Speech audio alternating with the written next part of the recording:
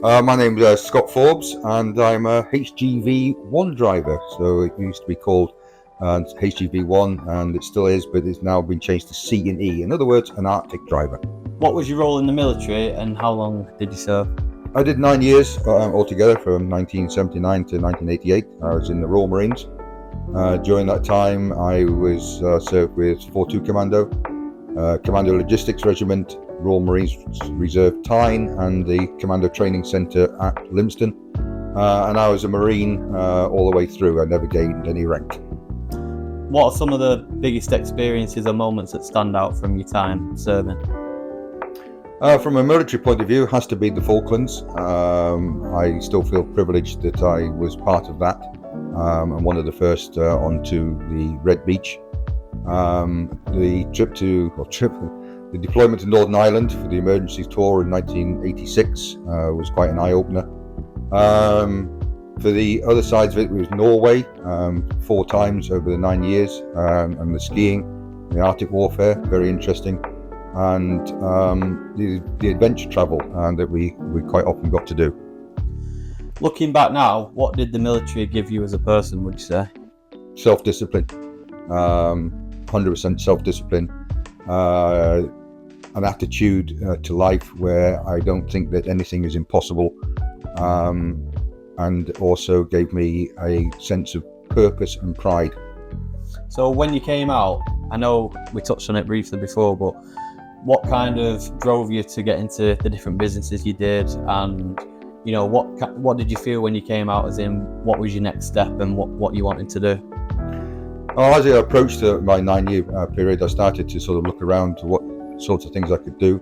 I don't think Marines training particularly helps in the civilian world. My father at the time was a solicitor, and he mentioned that he was having difficulty getting what's known as a process server.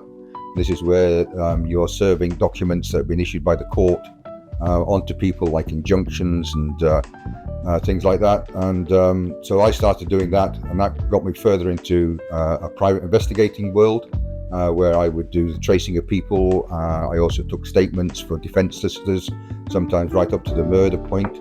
I attended court with the barristers, because I actually knew more about the case than the actual solicitor did, because I'd worked on it. Accident reports for workplaces, and also road traffic accident, doing sketches and things, and measurements for insurance companies. I did that for 6 years with another guy that came out of the Marines about 6 months after me.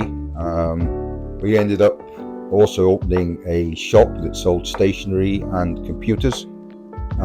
From there, we used to lay the cables for network computers in some of the big businesses. Obviously, this is going back way before Wi-Fi.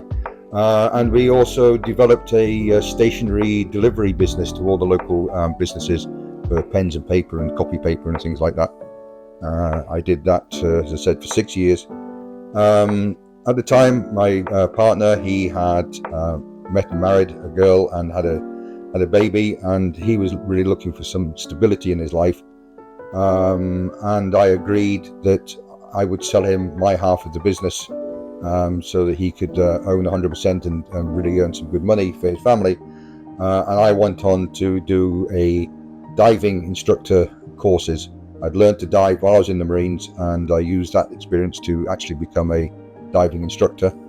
And from there, I ended up running various diving operations in the UK, and I then was taken on as an expedition leader in Belize, and eventually I travelled to a fair amount of places in the world, just teaching diving or running resorts.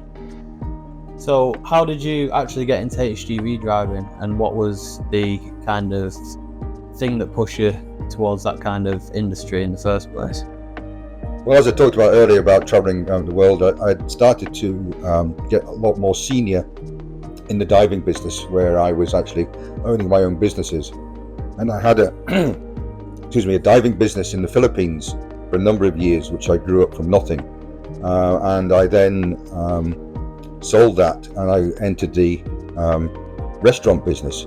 And was doing okay, but then the COVID came along, and I was stuck in the Philippines for 2 years without any income. So I eventually had to limp my way back to the UK, and when I got here, I was 63 years old and realised that nobody really wanted to employ me at that sort of age, and without the demonstrable skills that they were looking for. So whereas I felt that I could do any sort of management job, I didn't really have anything on paper, and it was difficult to find any work at all. And it was during that time that I was signed on with various employment agencies, and it was one of the military employment agencies I was chatting with, and they actually came up with the idea of HGV driver. It hadn't really occurred to me, but as soon as they mentioned it, I thought, well, hang on a second, that's something I can do.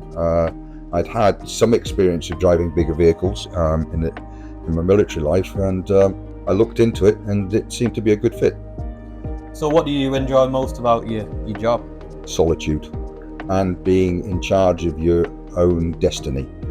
So yes, you've got a boss, but for instance, the company that I'm working for at the moment, I collect the keys on a Monday. I will never see anybody from the office again. All my work comes in by text. I text to say I finished that job, and then the next one comes in.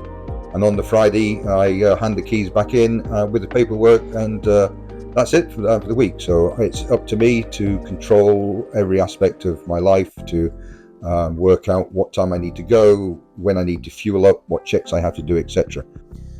And what keeps you going and motivated during your time doing the HGV drive? Because I now mainly work for family firms, which I much prefer, you actually realise that you are an essential part to their operation. If I can be delivering steel to building sites, I can be bringing in potatoes from farmers, from the farmers that bought them in from the field, and I'm also quite often delivering food items to the regional regional distribution centres in Glasgow, Edinburgh area. And if that doesn't arrive, then there's, the company doesn't get paid. There's obviously, I'm just a small part, but everybody doesn't realise everything that you do, anything that you sit on or use or carry in any way at some stage has been on the back of a lorry. Everything, all part. If you look around the room where you are now, everything you can see will have been at some stage on the back of a lorry.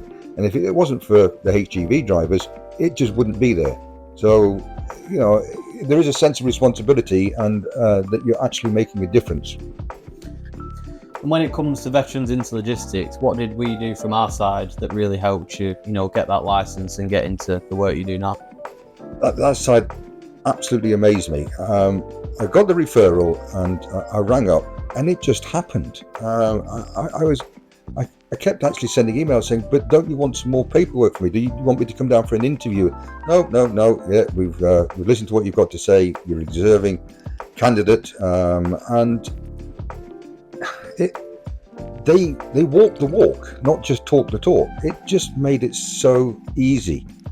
So because they didn't have much experience up here in Scotland, they let me find my own trainer, and then they negotiated, paid him direct, sorted out all of my medical stuff that you have to do, all the documentation, everything was just in one package, and I was amazed at just how simple they made everything.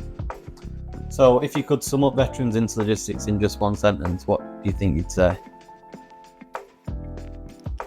Definitely, maybe I've already said it, they're the only organisation that I've come across that walk the walk and not just talk the talk.